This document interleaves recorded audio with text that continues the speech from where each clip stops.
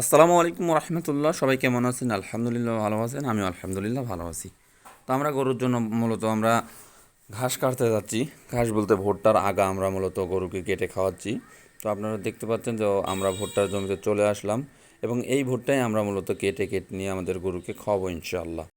তো দেখতে পাচ্ছেন আমাদের এই ভুট্টার জমিতে আমরা মূলত ওই আপনার ভুট্টার আগা কেটে দিচ্ছি। আগা কাটার কারণ হলো যে এই ভুট্টাটা দেখতেছেন এরকম মোটা, কিছুদিন পরে এই ভুট্টাটাই আরেকটু মোটা হবে এবং এই দানাটা দেখতে পাচ্ছেন, এই দানাটা সুন্দরভাবে দেখান এখানে, এই যে দানাটা দেখেন অনেকটা মায়ের আছে। এই ভুট্টার আগা থাকলে কি হয়, আগাটা চুষে নেয় রস, এই জন্য ভুট্টাটা ভালো হয় না, দানাটা ছোট হয়ে যায়। আর এই গাছটা যখন কেটে দিচ্ছি এবং এই ভুট্টার দানাটাও অনেক সুন্দর হবে এবং এক ঢেলে দুই পাখি মারার মতন। কারণ দেখেন আমরা যে এইখানে যখন এই গাছটা কাটতেছি, এই গাছটা কিন্তু নষ্ট হচ্ছে না, এই গাছটা নষ্ট হচ্ছে না কারণ এই ঘাসটা কিন্তু আমরা আমাদের গরুকে খাওয়াবো। কিন্তু এই ঘাসটা আমাদের গরুকে খাওয়ালে আপনার প্রোটিনটা অনেক বেশি, 13% থেকে 14% প্রোটিন আছে এই ঘাসে। তো মূলত আমরা এইভাবে আগা কেটে দিচ্ছি এবং আপনারা যারা ভুট্টা চাষ করেন তারা অবশ্যই পারলে এইভাবে আগা কেটে দেবেন, অবশ্যই ভালো হবে।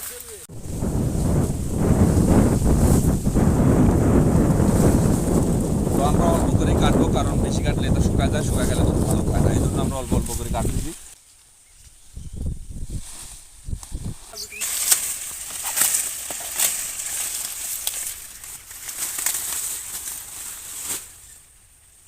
একটা কথা বলি, যে যারা প্রান্তিক খামারি আছেন তারা অবশ্যই একটা কাজ করবেন, যে গ্রামে যারা পশু লালন পালন করে তারা কিন্তু এই মুরগির ফিড তারা খাওয়ায়, কিন্তু বর্তমান গরুর যেরকম পরিস্থিতি হচ্ছে এটা খুবই মারাত্মকজনক হচ্ছে।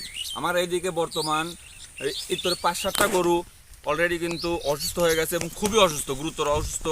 কতকজন হাটে নিয়ে যে বিক্রি করছে, কতকজন এখনও বিক্রি করেনি, তারা চেষ্টা করতেছে, ডাক্তারের সাথে পরামর্শ করে ট্রিটমেন্ট নিচ্ছে।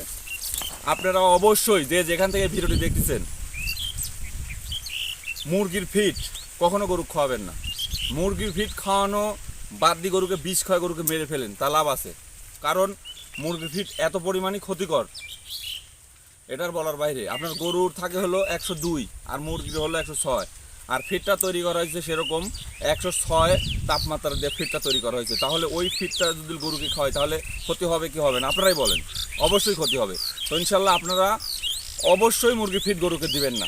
আপনারা এরকম ঘাস লাগাবেন, ভুট্টা ঘাস লাগাবেন, যারা ঘাস আছে আরও ইত্যাদি নানান ধরনের ঘাস আছে আপনারা লাগাবেন এবং গরুকে খাওয়াবেন, সাথে খড় খাওয়াবেন এবং কিছু সংখ্যক দানাদার দিলে ইনশাল্লাহ আপনার গরু অবশ্যই মোটা তাজা হবে।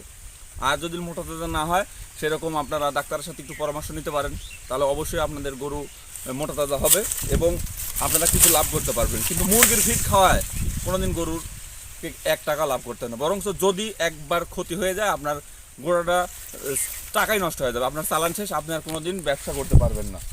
তো ভাই হালালভাবে সবাই ব্যবসা করেন এবং আমি আবারও বলতেছি মুরগির ফিড গরুকে খাওয়ান না, ন্যাচারালভাবে গরুকে লালন পালন করেন। ইনশাআল্লাহ আল্লাহ তাআলা গরুর পিছনে অবশ্যই টাকা দেবে ইনশাআল্লাহ। মূলত আমাদের এখন ভুট্টার আগা কাটা শেষ এবং এগুলা বাসায় নিয়ে গিয়ে আমরা জাতি দিয়ে ছোটো ছোটো করে কেটে এবং এগুলাই গরুকে সুন্দর করে খেতে দেব এবং এগুলা খুব ভালো খায় আমাদের গরু ইনশাআল্লাহ। এবং আপনাদের গরু কেমন খায় আপনারা অবশ্যই বলবেন। তো আমরা মূলত ভুট্টার গাছ কেটে নিয়ে এসে এইভাবে আমরা কুচি কুচি করে, দেখতে পাচ্ছেন। তো আমাদের তো মেশিন নাই, আর একটা গরুর জন্য তো কেউ মেশিন কেনে না। তো ইনশাল্লাহ আমরা এইভাবে জাতে দিয়ে কেটে কেটে ছোটো ছোটো করে আমরা গরুকে খাতে দিই। আপনাদের অবশ্যই সম্পূর্ণ ভিডিও দেখাবো, তো আপনারা ইনশাল্লাহ সবাই সম্পূর্ণ ভিডিওটি দেখবেন। যে এই ঘাসে কিন্তু অনেক প্রোটিন আছে, আর এই ঘাস খেলে গরু ইনশাল্লাহ মোটা তাজা হয় ভালোই। তো আপনারা চাইলে এরকম আপনারা খাওয়াতে পারেন। তো আমরা ভুট্টার গাছগুলো কুচি করে কেটে রেখে দিয়েছিলাম, কারণ একটু পর গরুকে দেওয়ার জন্য। তো আমরা চলে আসলাম গরুকে এই ঘাসগুলো দেওয়ার জন্য এবং এগুলো এখন নিয়ে গিয়ে আমরা আমাদের গরুকে দেবো ইনশাআল্লাহ। তো আপনারা দেখতে পাচ্ছেন আমাদের গরুকে মূলত আমরা 1 ডিশ পরিমাণ দেবো, কারণ এগুলা বেশি দিলে আপনার সমস্যা হতে পারে, এই জন্য অল্প করে দেবো। তো ইনশাল্লাহ একটা গরু যদি 8 থেকে 10 কেজি ঘাস খায় তাহলেই আলহামদুলিল্লাহ হয়ে যায়। এবং আপনারা অবশ্যই সবসময় পরিষ্কার পরিচ্ছন্ন রাখবেন গোয়াল, এবং পরিষ্কার পরিচ্ছন্ন না রাখলে অবশ্যই রোগবালাই কিন্তু বেশি হয়। তো সবাই ভালো থাকবেন এবং সুস্থ থাকবেন। আল্লাহ হাফেজ। আসসালামু আলাইকুম ওয়া রাহমাতুল্লাহ।